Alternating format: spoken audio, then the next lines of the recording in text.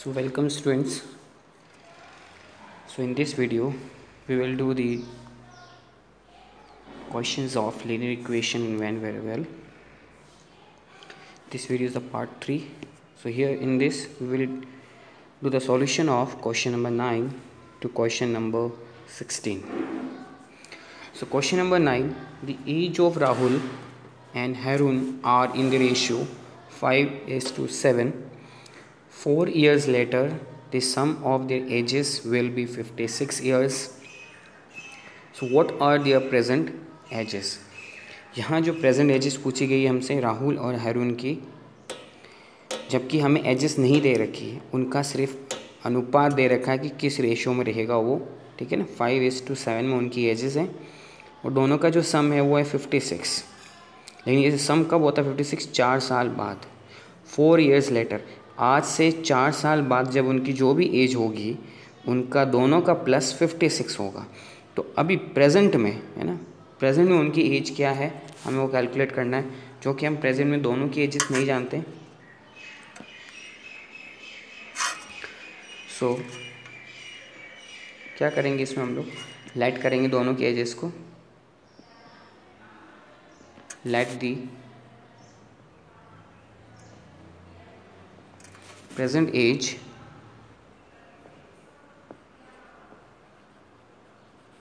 of Rahul be, क्या जिसे ratio क्या चल रहा था 5:7, तो हम उसको 5x ले लेते हैं। x लगाना है आपको सिर्फ 5x and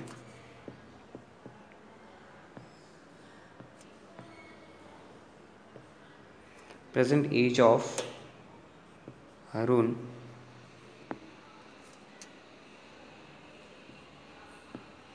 be 7x. Up after 4 years,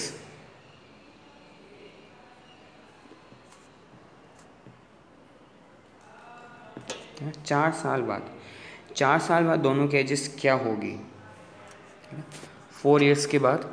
तो Rahul's age will be 5x + 4। भाई अभी वो 5x का है, तो 4 साल बाद क्या होगा 5x + 4, यानी अगर मैं कहूँ अभी वो 5 साल का है तो 4 साल बाद क्या होगा 5 + 4 that is 9।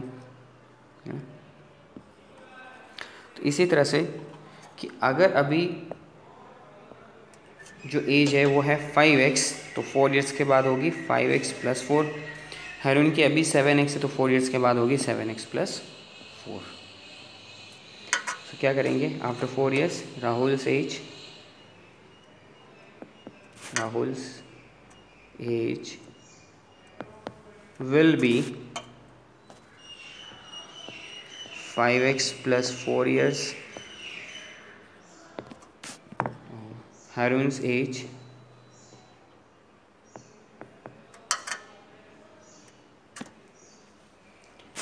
age will be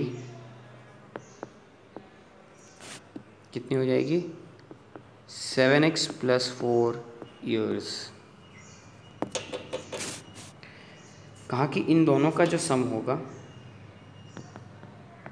according to question 5x + 4 and 7x + 4, इनका जो सम है वो है 56। 5x 7x, 5 + 7 12x, 4 + 4 this is 8 equal to 56। करना क्या, हम x कैलकुलेट करनी थी, तो 8 को हम क्या करेंगे ट्रांसपोज करेंगे उधर, ये मिलेगा हमें 12x equal to 56 - 8, 12x equal to 48, x equal to 48/12, x equal to 4। Present age क्या क्या हो गई राहुल की और हैरून की। राहुल्स एज इज कितना है 5x, मीन्स 5 × 4, ये कितना मिला मुझे 20 years। इसी तरह से Haroon's age is 7x, 7 × 4 28 years. Rahul की एज हो गई 20 ईयर्स और अरुण की एज हो गई 28 years. 10th question, the number of boys and girls in a class in the ratio 7:5. The number of boys is 8 more than the number of girls. What is the total class strength? तो जो number of boys हैं वो 8 ज़्यादा हैं girls से, तो पहले हमें ये पता होना चाहिए गर्ल्स की एज नंबर ऑफ गर्ल्स कितनी है ना। तो हम नंबर ऑफ गर्ल्स कितने ले लेंगे x, तो बॉयज़ कितने हो गए x + 8। भाई 8 ज़्यादा है उनसे, और इनका जो रेशियो बनता है दोनों का वो बन रहा है 7:5। हमें टोटल स्ट्रेंथ निकालनी है क्लास की। 10th, let the number of girls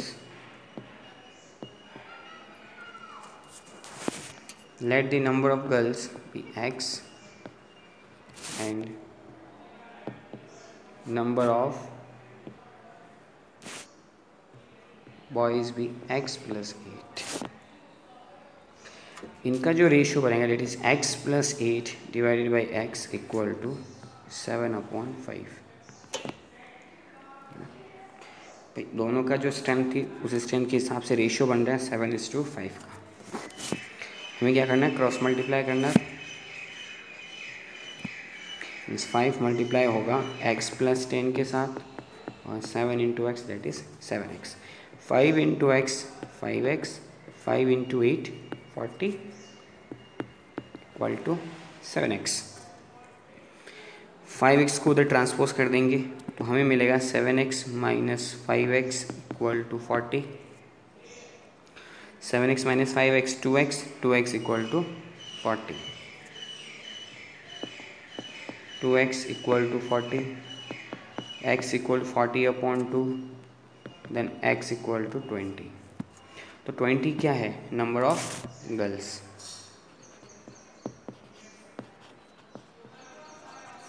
number of girls equal to 20 and number of boys कितने थे, x + 8 means 20 + 8 that is equal to 28। Therefore total strength of the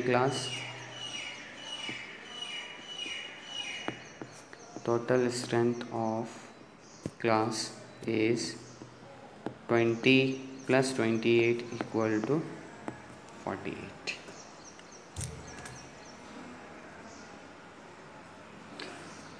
So next question is 11.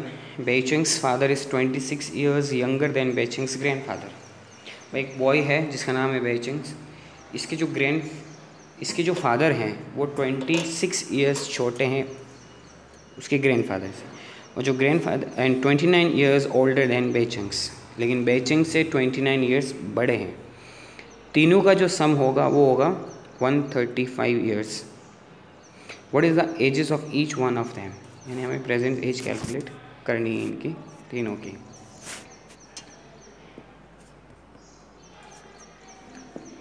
Question number 11, सबसे पहले हमें बेइचेंग्स की as पता होनी चाहिए।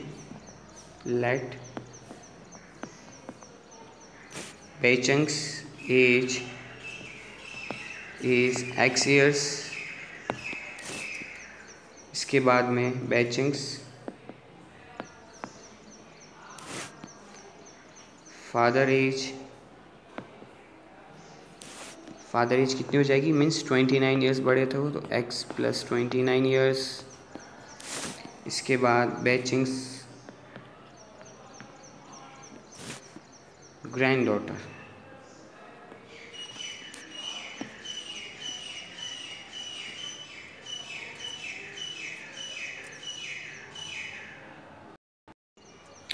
so here Beijing's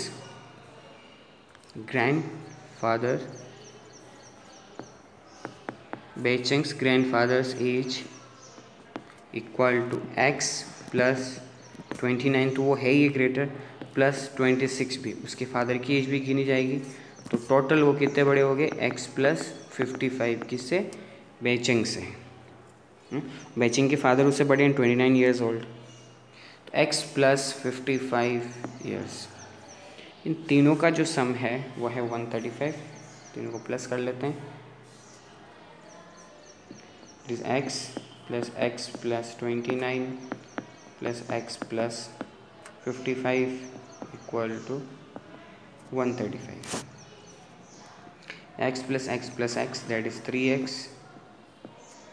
55 and 29, 79 and 4, 84 equal to 135. 135, 84 will transpose over there, and this 3x equal to 51, x equal to 51 divided by 3, then what we will get here, x equal to 70. So Beijing's age is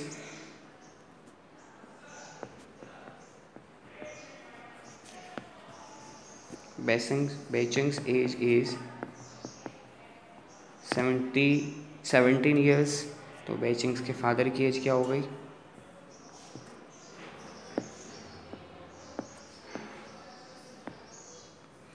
बेचिंग्स father's age वो हो जाएगी 17 plus 29, तो वो मिलेगी हमें 46 years. इसी तरह से बेचिंग्स ग्रैंडफादर्स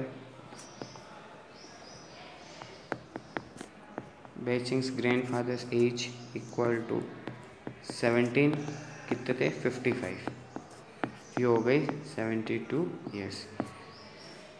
तो बेचिंग्स ग्रैंडफादर की जो एज है वो है 72 ईयर्स, बेचिंग्स फादर की 46 और बेचिंग की खुद की है 17 years. So next question 12. 15 years from now, Ravi's age will be 4 times his present age. What is Ravi's present age? यानी रवि की खुद की एज है, प्रेजेंट एज हमें पता लगानी है, और 15 ईयर्स बाद में रवि की एज जो है वो 4 टाइम्स बढ़ जाती है, 4 गुना हो जाती है उसकी।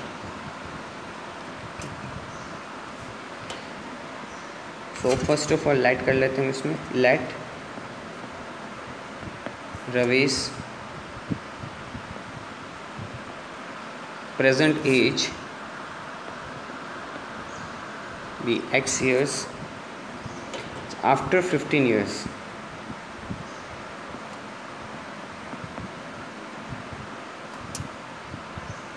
After 15 years, Ravi's age will be कितनी हो जाएगी? 4 गुना मीन्स 4x years। ये तो 4 गुना तो होगी, लेकिन आज से 15 साल बाद में रवि की एज क्या होगी? अभी वो x ईयर का कितना होगा? x प्लस 15 हो जाएगा। क्लियर? 15 ईयर्स फ्रॉम नाउ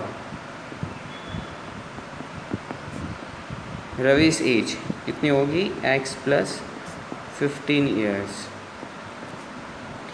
अभी x ईयर का है, 15 ईयर के बाद क्या होगा? x प्लस 15 ईयर्स, लेकिन होगी उसकी एज क्या? 4 गुना हो जाएगी। What you have to do? x plus 15 equal to 4x, जो भी एज होगी वो उसके 4 गुने की हो जाएगी। 4x, x को ट्रांसपोज कर देते हैं माइनस में, and 3x equal to 15 upon 3, x equal to 5। Therefore, Ravi's present age is 5 years. रवि की प्रेजेंट एज हो गई 5 years. Next question is, a rational number is such that when you multiply it by 5/2 and add 2/3 to the products. एक rational number है जिसमें करना क्या है? उसको मल्टीप्लाई किससे करना है? 5/2 से, उसमें ऐड कितना करना है? 2/3, तो हमें जो आंसर मिलेगा -7/12। सो लेट करते हैं इसमें हम लोग first, let the rational number be x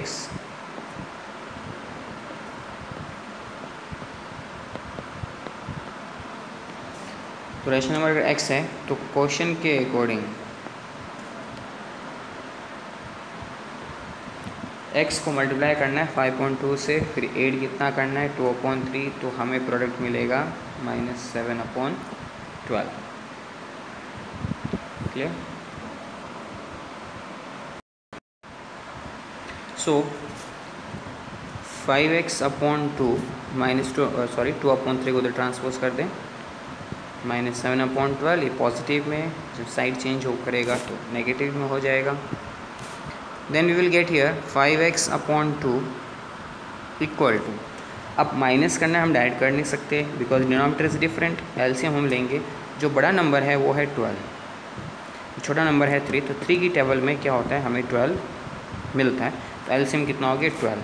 मुझे यहाँ 12 चाहिए तो मैं किससे मल्टीप्लाई करूँगा 4 से करूँगा न्यूमरेटर डिनोमिनेटर को, तो मुझे मिलेगा यहाँ पे -7 and 2 4 is 8 and whole divided by 12। 5x/2 equal to minus minus plus, दोनों को प्लस करेंगे तो हमें मिलेगा -15/12। ठीक है, यहाँ मिल रहा है हमें 5x इक्वल टू 2 जाएगा उधर क्रॉस मल्टीप्लिकेशन में, -15 × 2 होल डिवाइडेड बाई 12। हमें x कैलकुलेट करना है, 5 को हटाना है, तो 5 कहाँ शिफ्ट होगा डिनोमिनेटर में, तो हमें क्या मिलेगा x equal to -15 × 2 whole divided by 12 × 5। Cancel देखो, 6 टाइम 5 1 5, 5 3 15 and 3 1 3, 3 2 6। x की वैल्यू क्या मिल रही है, फिर माइनस साइन ऑलरेडी है, यानी 1 होल डिवाइडेड बाई 2, वो रेशनल नंबर है -1/2। Next 14. Lakshmi is a cashier in a bank. She has currency notes of denominations ₹100, ₹50 and ₹10। 3 तरह की करेंसी उसके पास, ₹100 की, ₹50 की और ₹10 की। The ratio of the numbers of these notes in 2:3:5. The total cash with Lakshmi is 4 lakh. How many notes of each denomination does she have? यानी 4 lakhs rupees हैं total अभी कैशियर के पास, तो हमें ये बताना है कि जो 4 lakhs रुपीज़ हैं उसमें 100 के कितने हैं, 50 के कितने हैं और 10 के कितने हैं, ये हमें कैलकुलेट बताना। और इनका जो रेशियो है वो रेशियो गिवन है 2:3:5। तो जब हम let of number of notes करेंगे तो इनके साथ क्या लगा देंगे, x लगा देंगे। तो नंबर ऑफ़ ₹100 नोट कितना हो जाएगा 2x, ₹50 note 3x, ₹10 note 5x।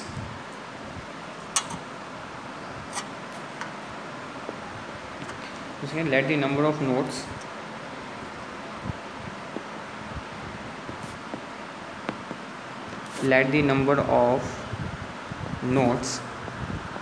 be 2x, 3x and 5x।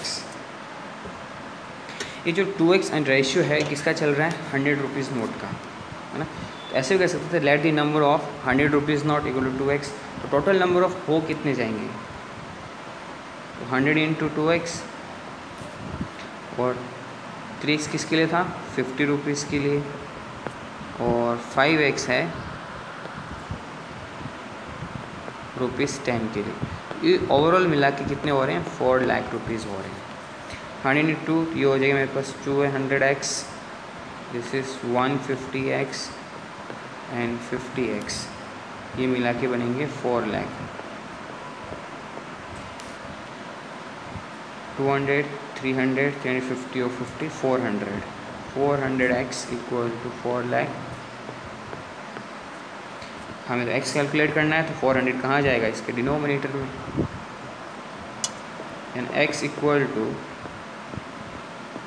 4 lakh divided by 400, then 00 00 cancel, 1 time 1 2 3, तो x की वैल्यू कितनी आ गई 1000। अब हमें नंबर ऑफ डिनोमिनेशंस निकालने हैं, therefore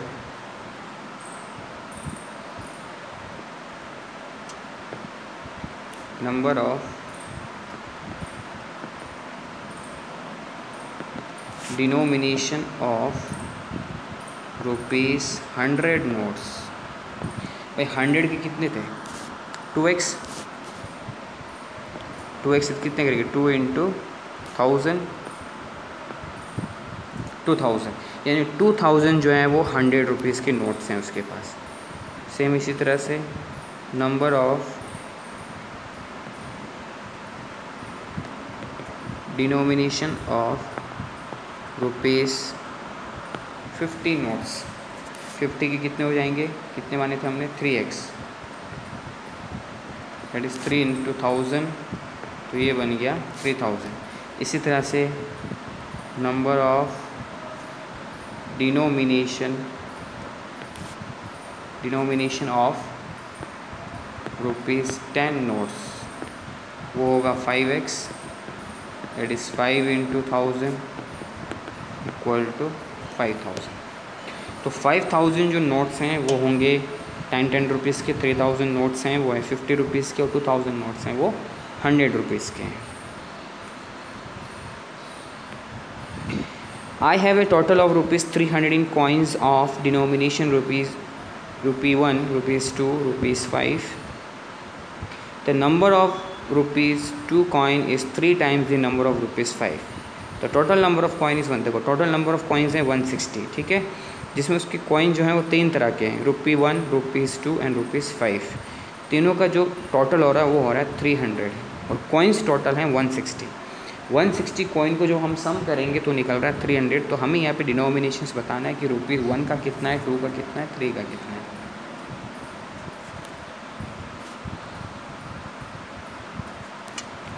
so first of all वही लेट करेंगे, टोटल सम हमें गिवन है,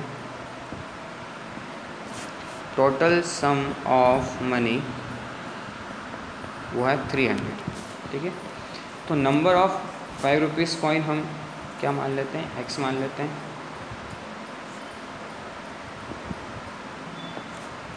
late the number of ₹5 coins dx, number of ₹2 coins, 2 coins कितने हो जाएंगे 3x, भाई रेशो हम यही मान रहे थे 3x, then number of ₹1 coins, total कितने थे 160। 160 में क्या होगा, दोनों का सम माइनस हो जाएगा, जो बच गया और ₹1 का है, तो 160, तो 3x और x कितने हो गए 4x, ये हो गए ₹1, ₹2 एंड ₹5, और टोटल है इनका 300, और टोटल कॉइन कितने थे 160। तो इनका जो सम है हमें सम करना है, 5 रुपीज़ को हमने x माना तो 5x, ₹2 को 3x माना तो 2 × 3x, और ₹1 को हमने क्या माना 160 - 4x, ये ओवरऑल मिलेगा हमें 300।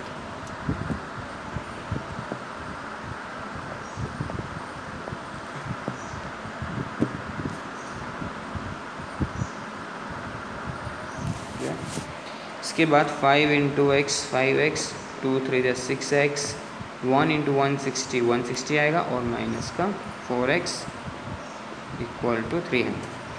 5x और 3x 11 में से वापस 4 माइनस कर दो तो 7x हो गया। 7x + 160 300, 7x equal to 300 - 160, then 7x equal to 140. We need here x.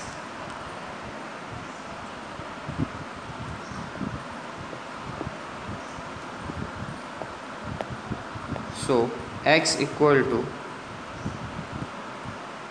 140 divided by 7, तो x की वैल्यू मिलेगी हमारे पास 20, राइट, 7 2 टाइम एंड 0, तो ये हो गया 20, तो x की वैल्यू आ गई आपके पास 20।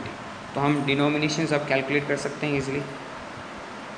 डिनोमिनेशन में जैसे ₹5 की कौन करने हैं टोटल, हमने x माना था ₹5 को, तो x कितना निकला 20। You have to write here number of coins of ₹5 equal to 20। इसी तरह से नंबर ऑफ coins ऑफ ₹2, क्या माना था हमने उसको 3x, 3 × 20 that is equal to 60. Next number of coins of ₹1, इसे हमने लेट किया तो 160 - 4x दैट इज़ 4 × 20, ये मिलेगा मुझे 160 - 80 दैट इज़ इक्वल टू 80. तो जो 80 है वो तो हो गया आपका ₹1 की कॉइन्स है ना, और ₹2 के कॉइन्स कितने 60 हैं, ₹5 के हैं 20. Question number 16 is organizers of an essay competition decided that a winner in the competition get a prize of ₹100 and a participant who does not win get a prize of ₹25. The total prize money distributed is ₹3,000. Find the numbers of winner if the total number of participant is 63. Total number of participant 63 है यहाँ. तो total sum कितना है यहाँ पे, या total money है 3000, जिसमें हम लेट कर लेते हैं number of winners. Let the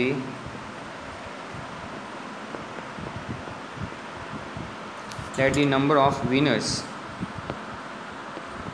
और ₹100 be x and those who are not winner,